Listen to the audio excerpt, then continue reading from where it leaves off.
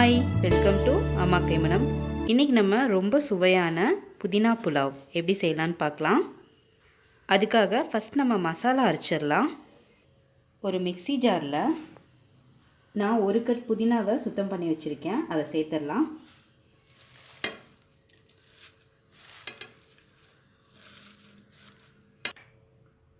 கூடவே 10 பல் பூண்டு, இது கூட மீடியம் சைஸ் இஞ்சி, 6 சின்ன வெங்காயம், 2 டேபிள் ஸ்பூன் துருவின தேங்காய், கூடவே 6 பச்சை மிளகாய். இது கூட கொஞ்சமாக தண்ணி சேர்த்துக்கோங்க, அவ்வளோதான். இப்போ இதை நல்லா பேஸ்ட் பண்ணி எடுத்துக்கலாம்.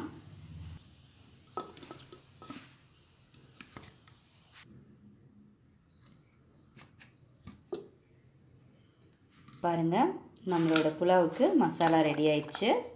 இனி செய்ய ஆரம்பிச்சிடலாம். ஸ்டவ் ஆன் பண்ணி பிரியாணி பாத்திரத்தை சூடு பண்ணிக்கோங்க. இதில் 1/4 கப் ஆயில் சேர்த்துடலாம். எண்ணெய் நல்லா சூடாகட்டும். எண்ணெய் சூடானதும் இதில் 2 பட்டை சேர்த்துடலாம்.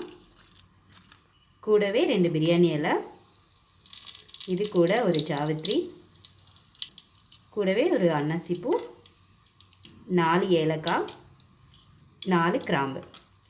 இது எல்லாத்தையும் சேர்த்துட்டு ஒரு டைம் கலந்து விட்டுருங்க. இது கூட நீல வாக்கில் கட் பண்ண 2 பெரிய வெங்காயம் சேர்த்துடலாம். சேர்த்துட்டு இந்த வெங்காயம் பொன்னிறமாகிற வரைக்கும் நம்ம நல்லா வதக்கிடலாம். இது கூட நீல வாக்கில் கட் பண்ண 3 பழுத்த தக்காளி சேர்த்துடலாம். இதையும் சேர்த்துட்டு நல்லா வதக்கி விட்டுருங்க.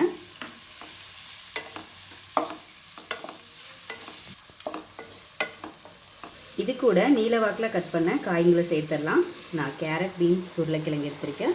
உங்களுக்கு எந்த காய் விருப்பமோ அந்த காய் சேர்த்துக்கோங்க. இதையும் ஒரு டைம் நல்லா வதக்கிடலாம்.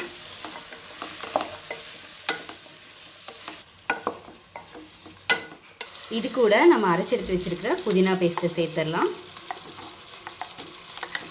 சேர்த்துட்டு இதையும் ஒரு டைம் நல்லா கலந்து விட்டுருங்க.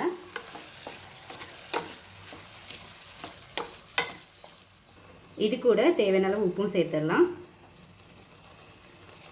சேர்த்துட்டு இதையும் நல்லா கலந்து விட்டுடலாம். கலந்து விட்டுட்டு இது ஒரு 2 நிமிஷம் மிதமான சூட்டில் இப்படியே விட்டுருங்க. அந்த புதினாவோட பச்சை வாசனையெல்லாம் போகட்டும். நான் 2 கப் பாஸ்மதி ரைஸை 20 நிமிஷம் ஊற வச்சு தண்ணி வடித்து எடுத்து வச்சுருக்கேன், அதை சேர்த்துடலாம். இப்போது அரிசியையும் நல்லா கலந்து விட்டுடலாம். இந்த மசாலா கூட எல்லாம் மிக்ஸ் ஆகிற மாதிரி. இது கூட 4 டம்ளர் தண்ணி சேர்த்துடலாம். 1 கப் பாஸ்மதி ரைஸ்க்கு 2 கப் தண்ணி, அந்த ரேஞ்சில் சேர்த்துக்கோங்க. சேர்த்துட்டு இதையும் நல்லா கலந்து விட்டுடலாம். இதை மூடிடலாம். மிதமான சூட்டில் ஒரு 15 நிமிஷம் இதை வேக விட்டுருங்க. இதே நீங்கள் குக்கரில் செய்கிற மாதிரி இருந்துச்சுன்னா 2 விசில் விட்டு எடுத்துக்கோங்க, போதும். இப்போது 15 நிமிஷம் ஆச்சு, நம்ம ஓப்பன் பண்ணி பார்க்கலாம்.